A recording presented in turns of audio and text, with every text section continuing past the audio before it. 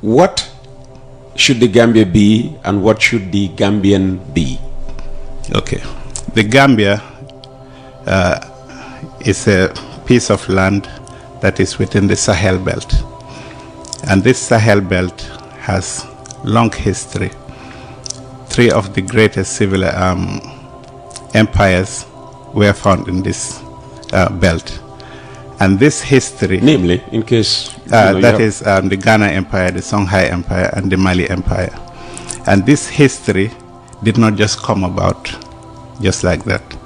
It is based on a civilization that people were living. And this history lasted for centuries, to the extent that you had a lot of others from other parts of the world who would come to these places to exchange ideas, diplomatic exchanges. We had well set up social setups. We had governance. We had our own judiciary. We had our own armies. We also had identity, to the extent that we had the first universities also in Timbuktu. So this history cannot be neglected when defining what the Gambia is, because everybody's history has a bearing in who you are today.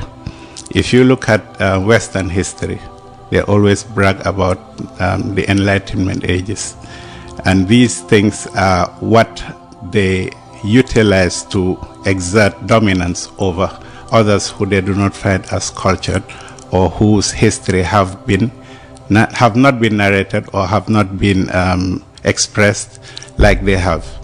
And once we determine that we are a civilization, that is the Gambia, we are part of a civilization, then it gives us that bedding, that footing, that as a civilization, then we are not just people that can just follow. We have to chart our own path, and it's been charted before. We just need to go back and reflect it in today's realities. And who the Gambian is we need to determine our history, our future, what the future holds for Gambia, and the Gambia that we want. We want a Gambia that is competitive, not only in the sub-region, but globally. And in so doing, we need to now see who that Gambian is that will propel our Gambian nation to reach those heights. The Gambian that believes in himself, the Gambian that believes in his country, that believes that he belongs to a civilization, he belongs to a sovereign country. He or she belongs to a sovereign country. The Gambian that respectful of time, tolerant, that thinks critically, that is religious. It's very important. The Gambian that also is innovative.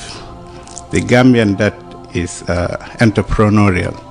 You see, once you define these and you embed them within your curriculum, you discuss them within our bantabas on the radio, then you start having that ideal Gambian that will propel the country forward.